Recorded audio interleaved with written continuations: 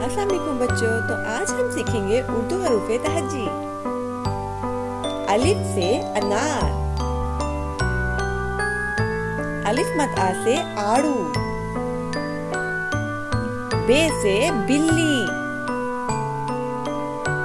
पे से परी,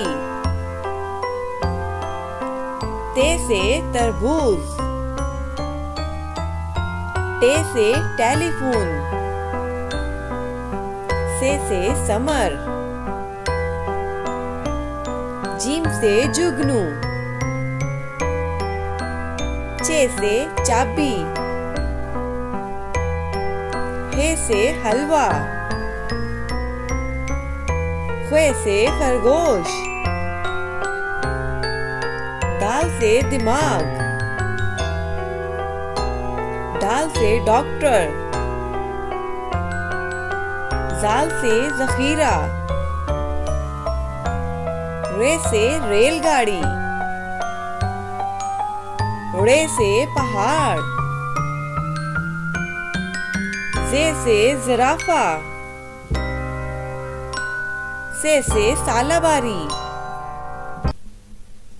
सीन से सजदा, शीन से शहद, स्वाद से संदूक, ज़्वाद से ज़ईफ, तोए से त्यारा, ज़ोए से ज़रूफ, ऐन से औरत, वैन से गुब्बारे, फे से फुवारा, काफ से किला,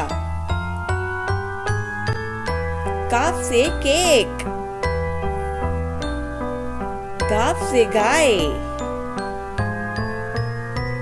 लाम से लीमू, मीम से मस्जिद,